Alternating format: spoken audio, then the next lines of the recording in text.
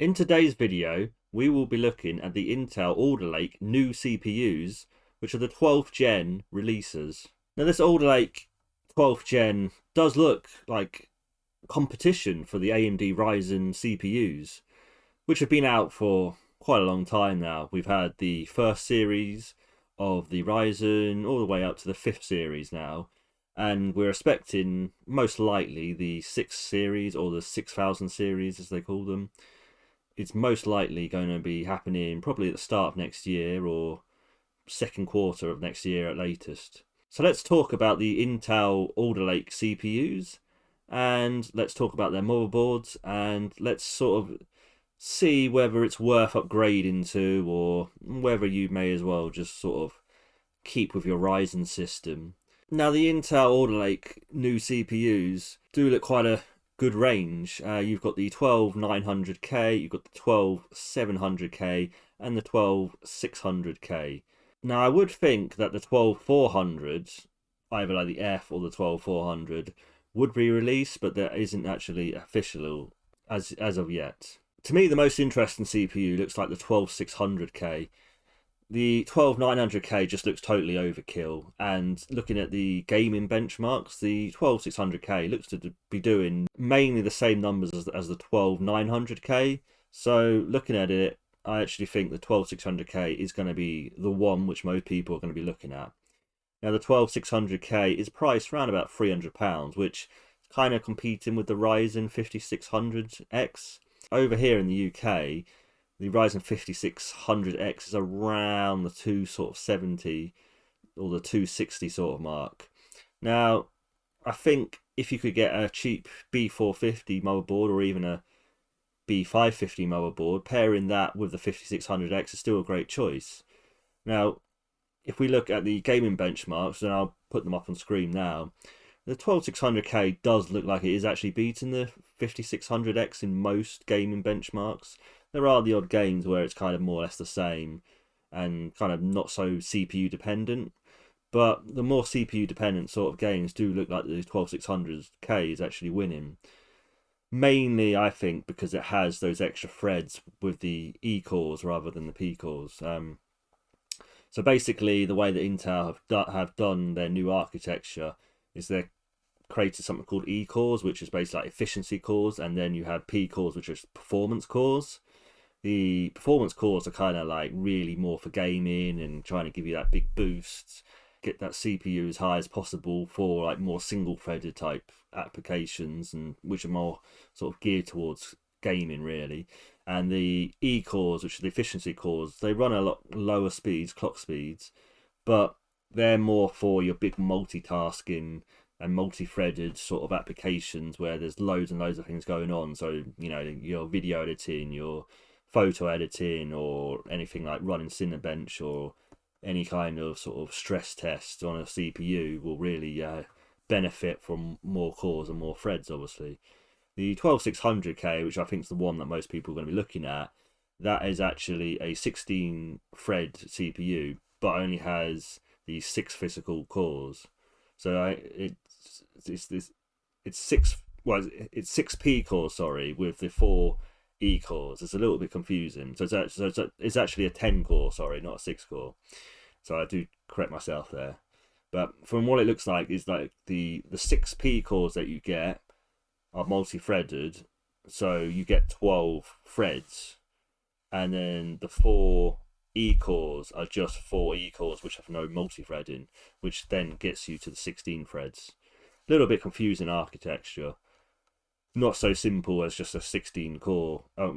Not so simple as a 6 core 12 thread CPU or a 8 core 16 thread CPU. But anyway, looking more into those benchmarks again, the 12600K actually looks like it's more or less competing with the Ryzen 5800X, which is quite a class above in terms of pricing from AMD. I mean, the 5800X is around about the £350 mark, which is probably about £50 or so more than the retail price of the 12600K.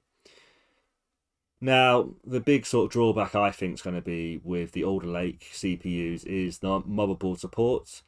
and just the pricing of it. At the moment, the only motherboards out are the Z690 or the 690 motherboards, and they're just too high a price, really. Plus, a lot of them will be DDR5 rather than DDR4, so you'll have that problem as well. If you are wanting to upgrade your board, you're going to have to then choose whether you want DDR4 or whether you want DDR5.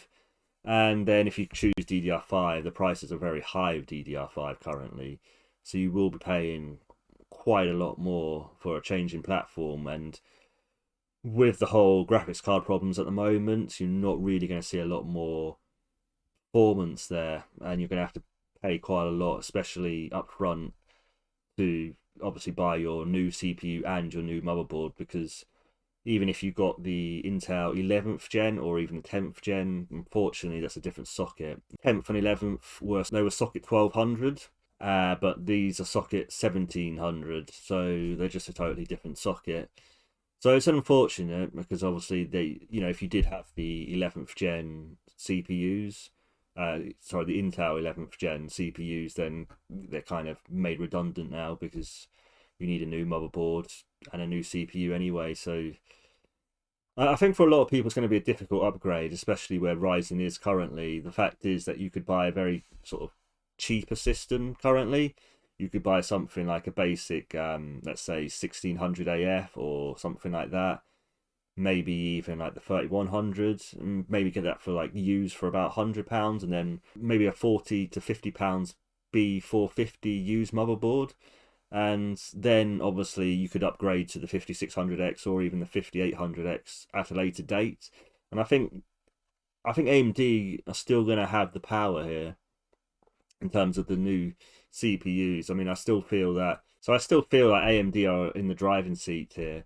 I feel like, especially with the 6000 series, the 6000 series is probably going to be better than the Alder Lake 12th gen from Intel. I don't know. We will see what AMD come up with, but I'm pretty sure they're going to have faster CPUs than Intel. And although they will be using AM5 sockets, or we're almost certain they will be using a new socket, then obviously that's when you will have to buy a new motherboard as well with your AMD CPUs. But I think for a lot of people, the 5800X and the 5600X are still going to be really good CPUs. Plus, most likely AMD will start reducing those prices. So I think for people who have got an existing AMD platform like a B450 or even a B550, then what they're going to do is, say if they've got like a first or second gen Ryzen, they'll just upgrade to the fifth gen Ryzen, the 5000 series, because it's just going to be an easier upgrade. It's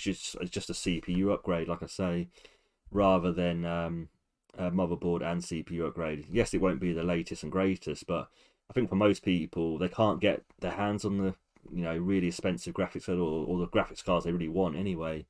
So I think for most people, they're not really going to look to spend a lot of money with their upgrade. So I think this is where Alder Lake's going to really suffer, unless they potentially, which I think most likely will happen, will be the B660 range, which is basically that they're kind of more budget end sort of motherboard. Well, not budget end, but sort of mid-range sort of motherboards, which are most likely going to be £100 to £120, which I think is kind of the sweet spot of where people would then start to upgrade. Because I think if you could save £400 for a CPU and a motherboard in the 12600K and maybe a decent B660 motherboard, then I think, yes, people probably will think about upgrading at that price. But AMD most likely will reduce their prices on, say, the 5600X. And if you can get a 5600X for, say, £200 and you don't need to replace your motherboard, then you're probably just going to do that, aren't you? Because the 5600X isn't a mile behind the 12600K. And I think if you're wanting to go to like 12900K, then it's kind of pointless anyway. So there's no real kind of gains there, apart from if you're doing, like I say, a lot of multi-threaded work where, like, not gaming basically, you're doing more like workloads, like obviously video editing and what have you. But anyway, that's kind of the end of this video, guys. Just drop below your comments of what you think. Are you going to upgrade to the Intel Alder Lake 12th gen CPUs, or are you just going to stick with your AMD system? I think for me personally, I'll be sticking with my AMD system, but I just want to know what you think down below in the comments. So if you like this, please give us a like. Please subscribe if you want to see more of my videos, and I will see you in the next one. Bye, guys.